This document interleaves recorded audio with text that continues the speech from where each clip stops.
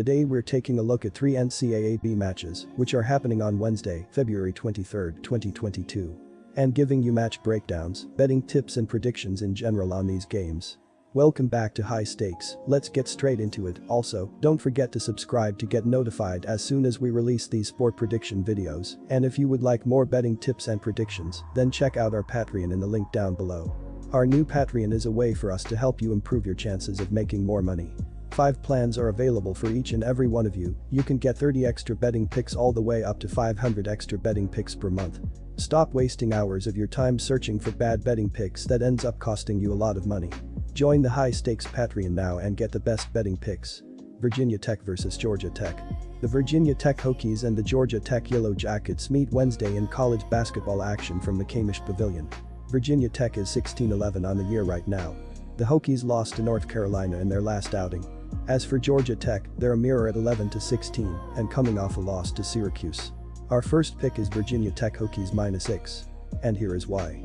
The Virginia Tech Hokies come into this game with a balanced scoring attack, as 4 players are averaging at least 10 points per game.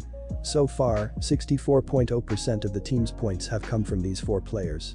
The leader of this group is Kivaluma, averaging 15.9 points per game. On the season, 69.0% of his points have come from inside the arc, where he is shooting 58%. The Hokies' second leading scorer is Justin Mutz, adding 10.3 points per game.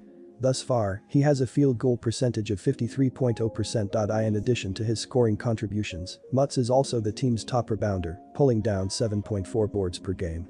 Not only does Mutz help the team through scoring, but he is also Hokies' top distributor, dishing out 3.3 assists per game. This is the perfect opportunity for the Huskies to take out their frustrations on the team tied for the worst overall record in the conference.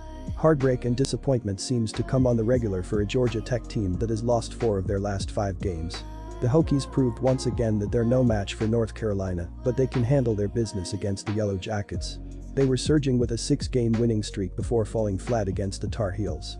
The team is winning games this season by an average 8.4 point scoring margin. Kivaluma won't be left on an island in this meeting against a team the Hokies will actually show up to play against.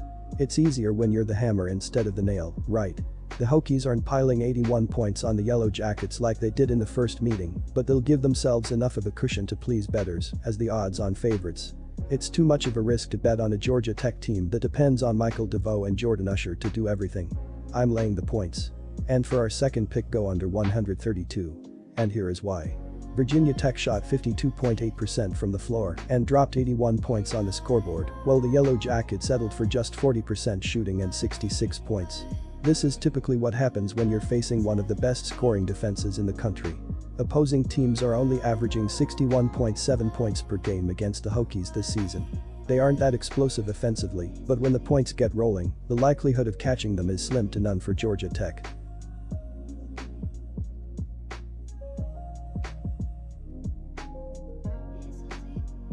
Cincinnati vs UCF. The Cincinnati Bearcats and UCF Knights face off on Wednesday in a college basketball showdown at CFE Arena. When these two teams faced off in February of 2021, it was Cincinnati that won 69-68. Our first pick is Cincinnati Bearcats plus 2.5 points. And here is why. In their last game, Cincinnati was at home and lost to Temple 75-71, where they struggled to shoot the pill. They did play pretty good defense in the game, holding the Owls to 42.3% shooting, but they only shot 34.3% from the floor and 25% from 3-PT land and were outscored by 14 points in the first half.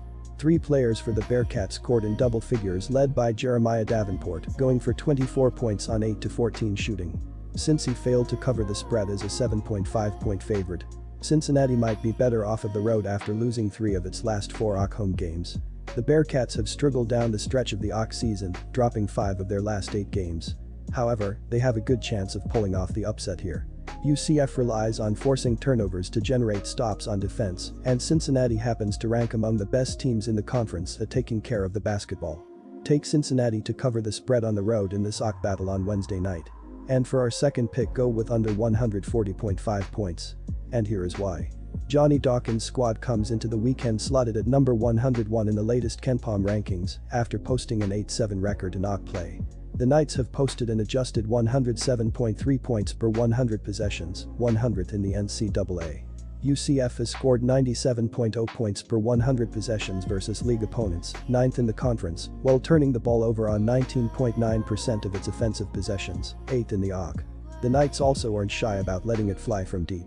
They have shot 44.1% of their total attempts from three-point range, good for first in the AAC. Wes Miller's squad comes into the weekend ranked number 93 in the latest KenPom rankings, after losing 3 of their last 4 games. The Bearcats have posted an adjusted 105.9 offensive rating, 124th in the NCAA, and 101.4 points per 100 possessions versus league opponents, 5th in the AAC. Cincinnati has turned the ball over on 15.8% of their offensive possessions, 2nd in the conference. However, it sports an effective field goal percentage of 47.9%, 5th in the AAC.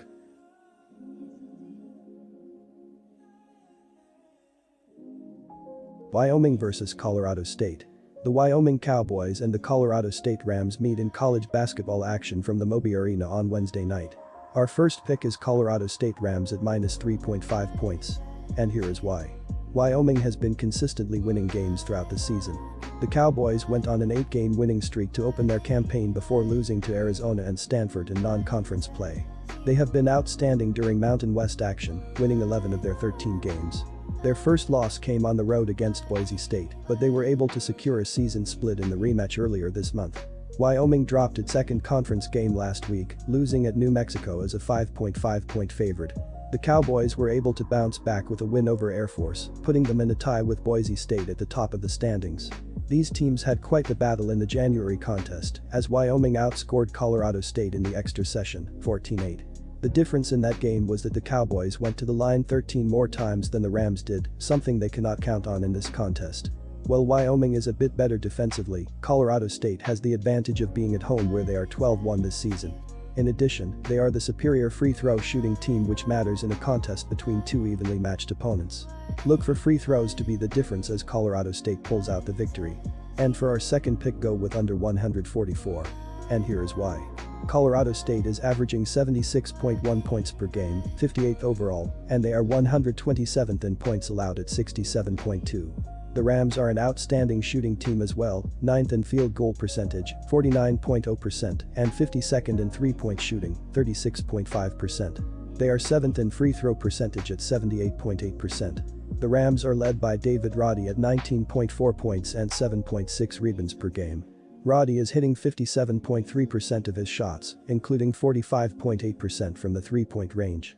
Stevens is second at 15.2 points per game and is hitting a gaudy 89.3% from the free throw line. Wyoming is averaging 75.7 points per game, 66th in the country, and they are 85th in points allowed at 65.9. The Cowboys are an outstanding shooting team, 25th in the nation in field goal percentage, 47.9%, and 129th in three-point percentage, 34.8%. They have also been outstanding defensively, 104th in opponent field goal percentage, 41.7%, and 24th in opponent three-point shooting, 29.6%. Graham is having a monster season, averaging 21.1 points and 9.4 rebounds per game. After that perfect performance from the floor, he is now hitting 54.6% of his shots and is a 70.5% free throw shooter. Maldonado is having a huge year as well, averaging 19.6 points off 50.8% shooting from the field.